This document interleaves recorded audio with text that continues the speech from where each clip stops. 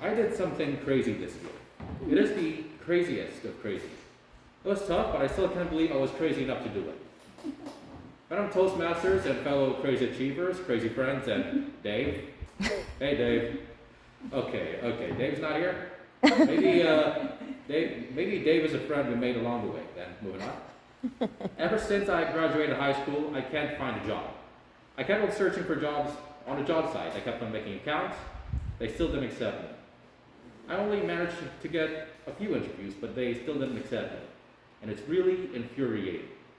I needed a job so I could fulfill my dreams of being on the radio.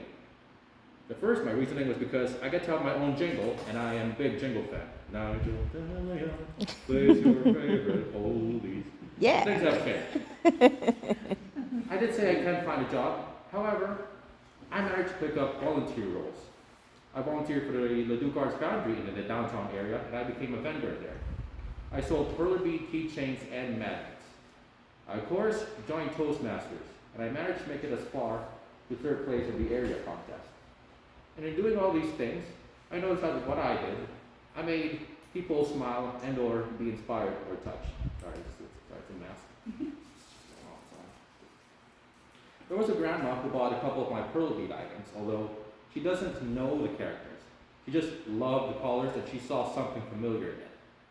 Don't know what it is, but that is what she told me. I may not have made it to division area this year yet. The grand judge who presided over the club contest here loved my speech. And in the area contest, one woman who I think is around the same age as me told me that I did something that she can't do. She was astonished. Because of that, I found my reason for being on the radio, to make people smile and inspire people to be great. And because I have a great voice and it needs to go somewhere. Again, it's tough to find a job. I asked my mom if I could try applying for the local radio station here, 93.1 The One. I gave them a reason why I wanted to be hired, and I didn't get hired.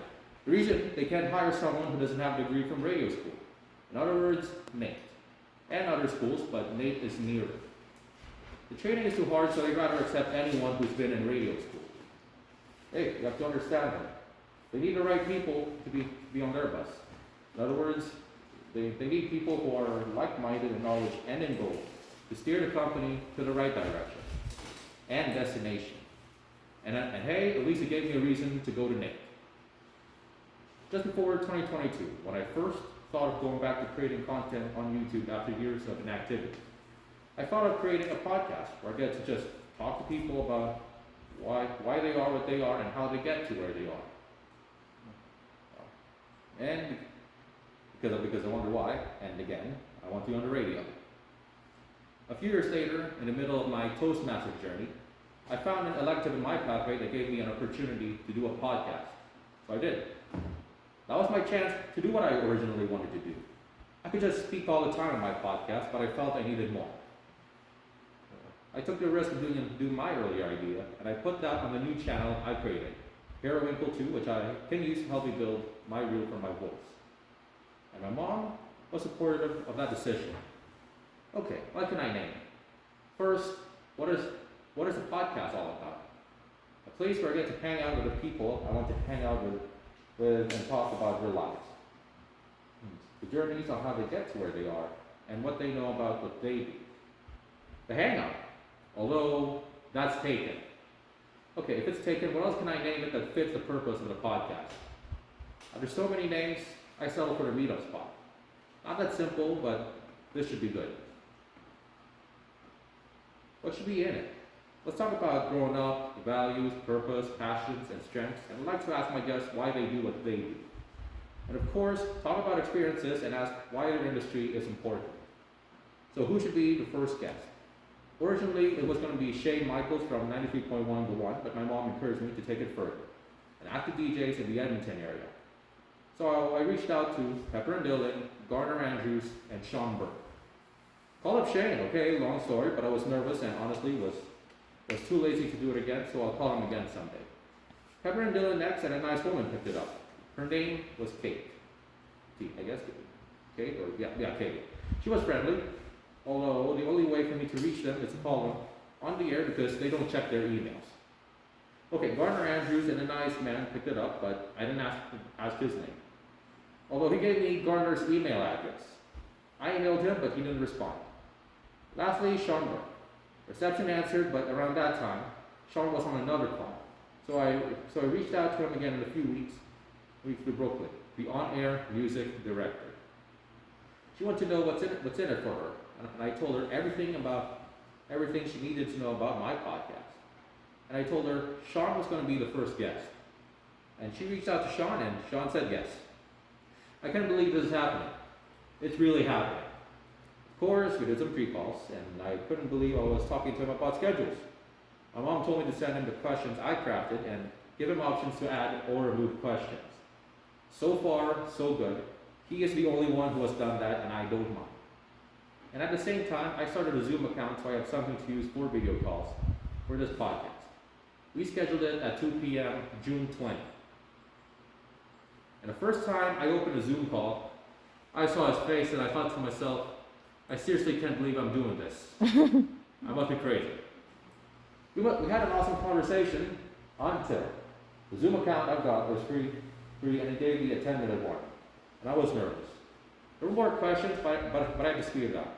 Sadly, in speeding this up, I forgot to do quick fire. I wanted to take a picture for the thumbnail, but I can't seem to find the option for it on Zoom. We did that when my mom and I got citizenship. And the guy who helped us and other people take the oath did that screenshot. So Sean suggested screenshot from the computer. Windows logo print screen, and I have done that ever since. And boy, doing that episode actually, was an interesting experience. And since then, I started asking as many people on the internet, including our former clubmate, Tess, and one of my buddies at LAF, Jess. So far, I've had the following people as guests. Nigel Ortiz, fellow Toastmaster from Texas, and he does life coaching and real estate lending. He gave a speech in our club meet, in our club officer meeting a few months ago. Donovan Workin, he's a comedian who tours across Canada.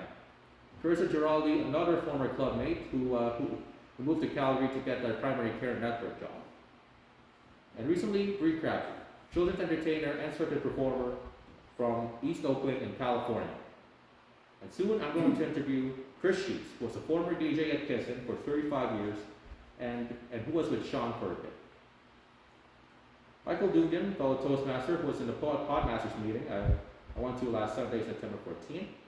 Kevin Ball, who started a micronation that he still governs, but it's not going to be until November. And I don't know if it's considered confirmed, but Aaron W. Beverly, 2019 World Champ, would like to follow up in around November or December.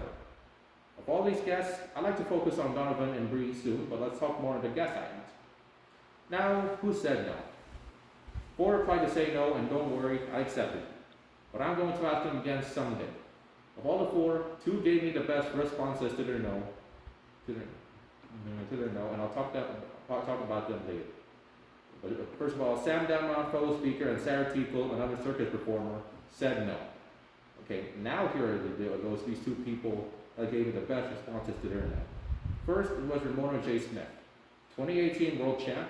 She said no, but she'd love to recommend me to other winners that she has contact with. And she'd let me know who I'd like to connect with. Sorry about my mask, it's always going on, so happy to sign. Second, there was another guy who is not only a DJ, but also started a micronation. Randy Williams, the Sultan of Sojamistan. And he gave me a long message that is so delightful and hilarious. I told him that I enjoyed his work building a micronation and love of his weird rules.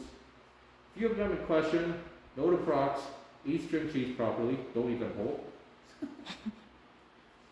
And the fact that his anthem is in the tune of Rocket Man by Elton John.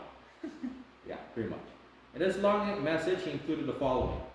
He said it warms his dictatorial heart to know that his humble endeavors of his country resonated with me. He finds it gratifying that I appreciate his roles regarding props and string cheese. And he said they are cornerstones upon which great nations are built. He said that he is unfamiliar with Rocket Man or Elton John. And he said, it's a time from a terrestrial realm he has yet to conquer. Of course, he has a busy schedule, so it's a no for now. And he encouraged me to come to Microcon 27, which sadly, it's a no for me right now. That is one heck of a message. And there's a lot of people who have yet to respond to the invite. I'll tell you a couple of who I asked. Of course, I asked Tess and Jack, but they didn't answer. And also, I was crazy enough to ask Brent Butt and Howie Mandel, and they didn't respond. But hey, I understand. I'm still pretty much a nobody. I think that's how they saw my message.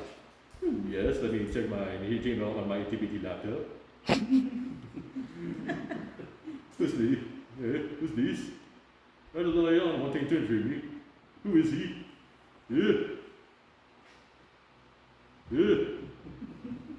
I'll take my chances. Realistically, they don't sound or act like that, but it made me laugh to think of. I gave myself a rule when asking people. 3 strikes and you're out.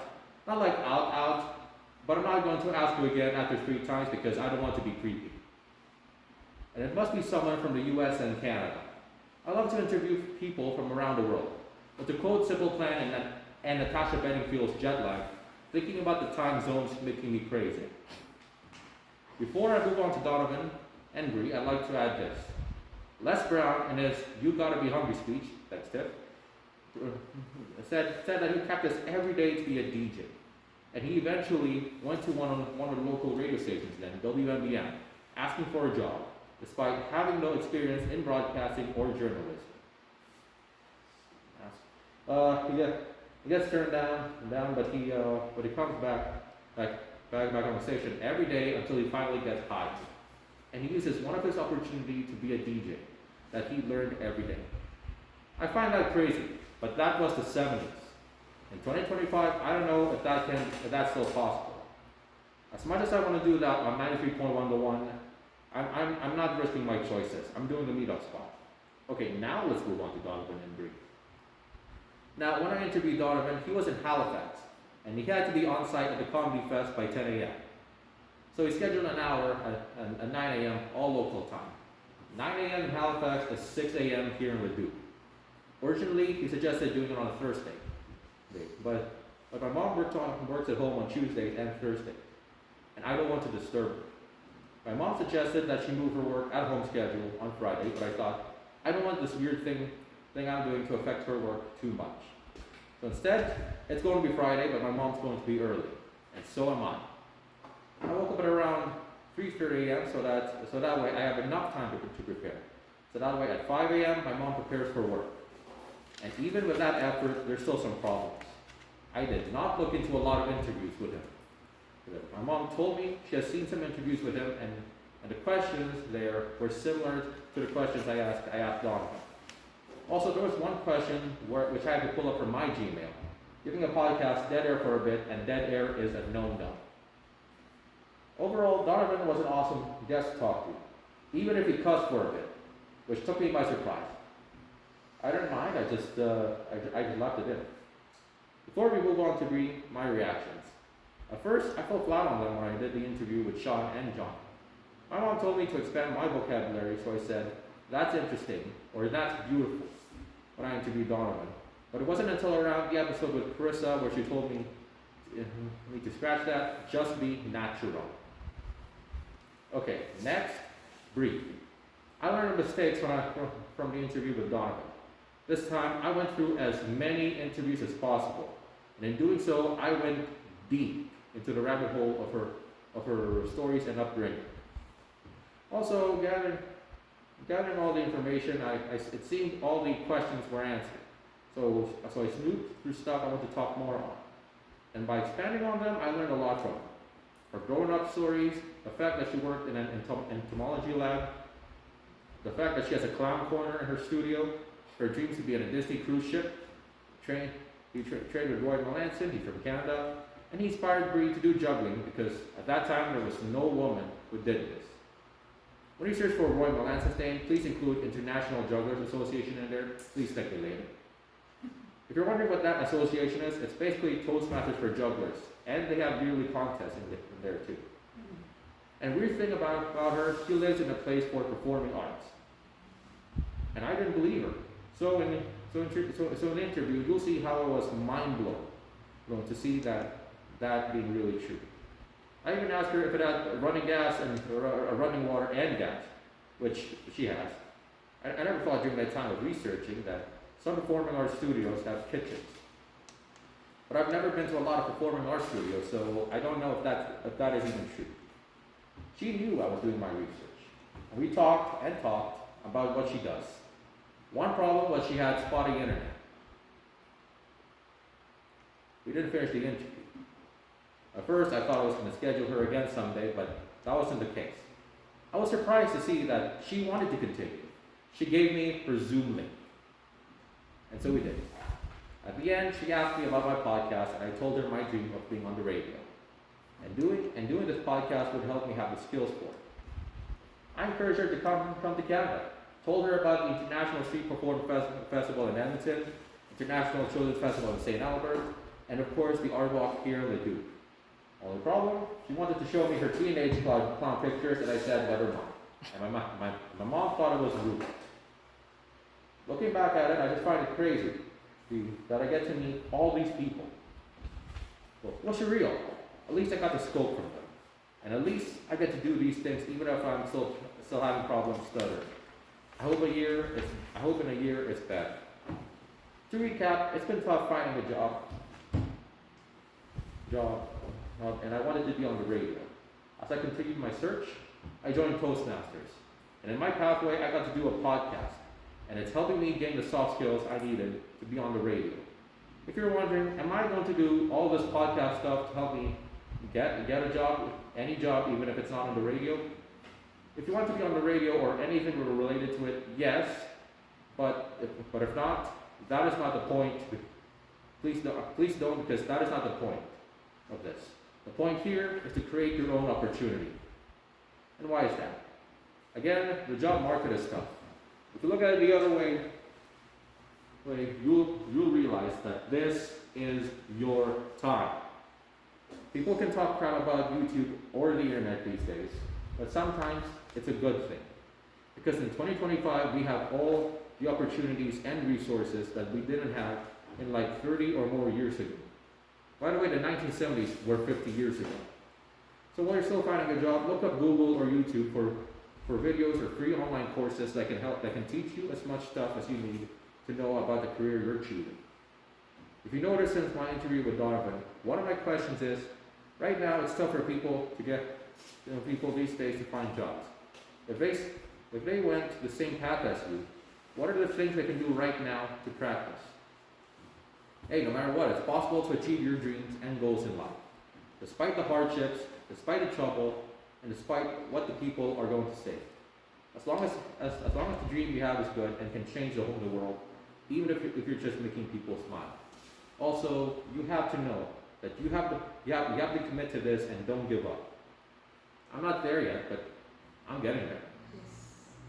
And while you're achieving your dreams, make sure you have at least one person who is helping you and supporting you all the way. I have my mom and Tiff. It doesn't matter if you want to be good radio hosts like Sean and Chris, good real estate lenders, and life coaches like John, dietitians like Carissa, and great entertainers like Donovan and Bree, or whatever career you want to take. Live out your dream, and you'll find it crazy that you made it possible. And hey, who knows? You'll talk about that journey in somebody else's meetup spot. Back to you.